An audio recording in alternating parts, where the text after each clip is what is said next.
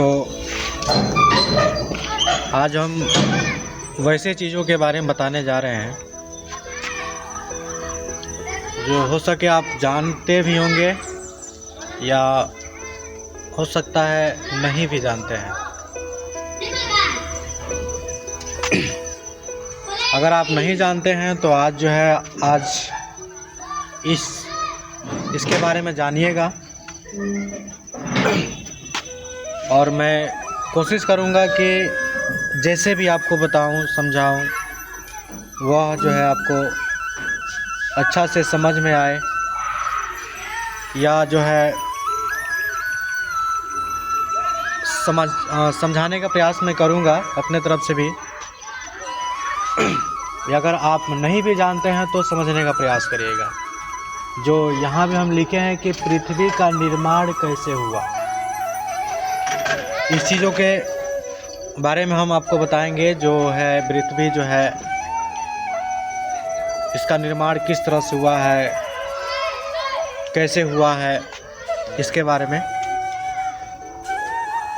बहुत लोग को पता भी होगा या कुछ लोग को नहीं भी पता है, लेकिन आज मैं बताने जा रहा हूँ।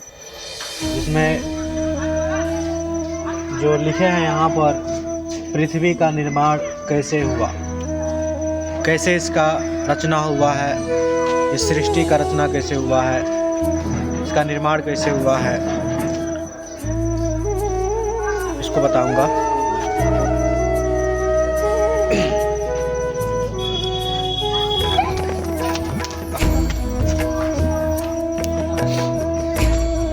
तो यहाँ पे इन चीज़ों को लिख दिए हैं, वीडियो को रोक कर लिखे ताकि जो है वीडियो लंबा ना बने।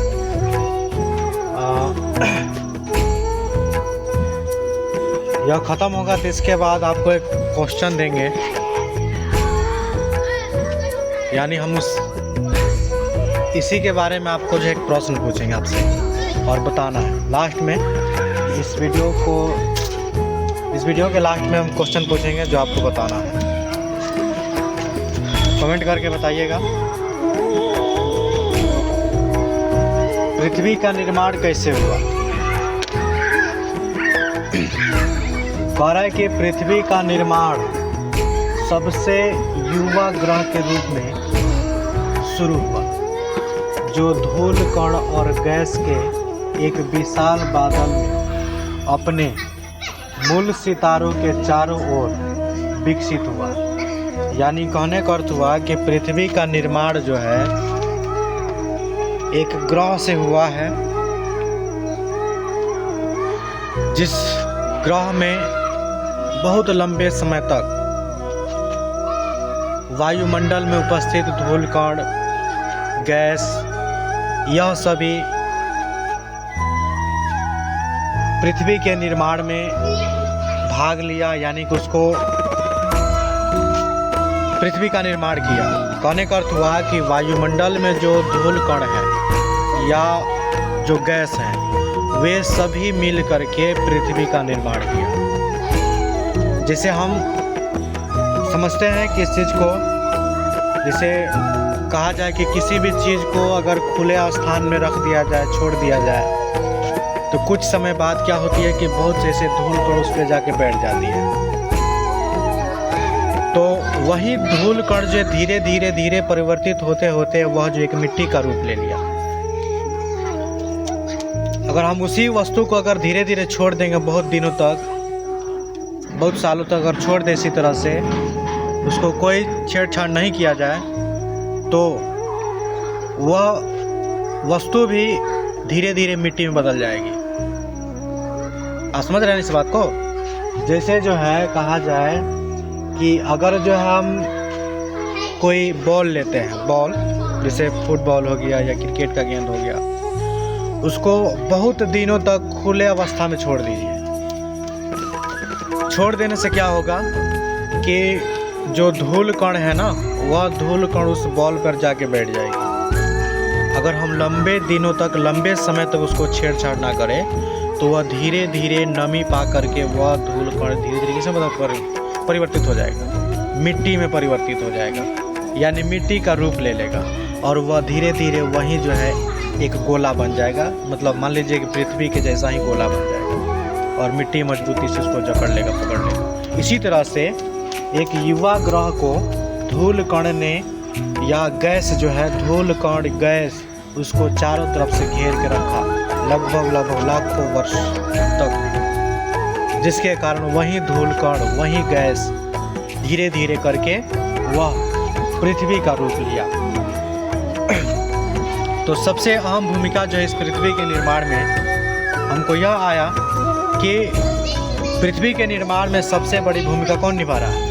धूल कण, यानी वायुमंडल में उपस्थित धूल कण और गैस जो है वहीं का, मतलब उसी का जो आम भूमिका है, जिसके द्वारा जो है हमारा यह पृथ्वी जो बना है, जिसको जीवन ग्रह भी कहा जाता है, यानी ब्रह्मांड में यही ऐसा ग्रह है जिसमें जीवन पाया जाता है। क्योंकि जीवन जीने के लिए सभी प्रकार के आवश्यक पदार्थ इसमें उपस्थित होते हैं। जिस तरह से जीवन जीने के लिए हमको जल की आवश्यकता होती है, भोजन की आवश्यकता होती है, उसी प्रकार से इस ग्रह में पृथ्वी में यह सभी चीज़ हमको आसानी से मिल जाता है और यह पृथ्वी हमको उपलब्ध करा देती है, जिसके कारण इस ग्रह में जीव जो है जीवित हैं और जीवित रहेंगे। इसके बाद है पर जैसे जैसे ग्रह पुराने होते गए वे बादल से धूल कण और गैस एकत्रित करके बड़े और बड़े होते गए, यानी वह जो है ग्रह जो है धीरे धीरे बादलों से धूल कण गैस को ग्रहण करते गया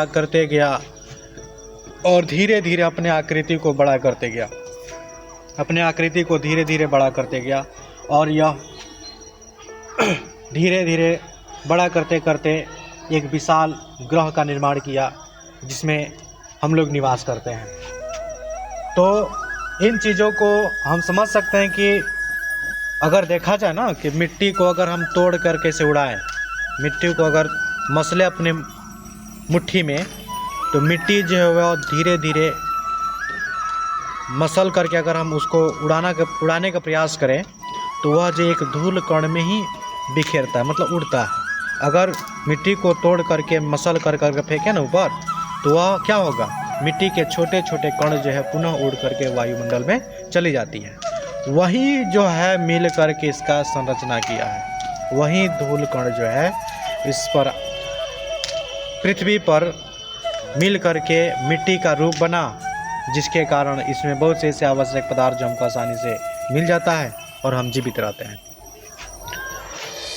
इसके बाद है लाखों वर्षों में धूल कण और गैस ने ग्रहों को बढ़ने में मदद किया, यानी कहने का अर्थ हुआ कि लाखों वर्ष तक यही धूल कण जो है ग्रहों को बड़ा होने में क्या किया, मदद किया। अन्य भी ऐसे बहुत से ऐसे ग्रह होंगे या हैं जिनको धूल कण ने ही बड़ा किया या उसकी आकृति को बढ़ाया, क्योंकि जिस ग्रह में जितना ही धूल कण ज़्यादा मिले होंगे उस ग्रह की आकृति उतना ही बड़ा होगा और अभी भी बढ़ रहा होगा, अभी भी बढ़ता है।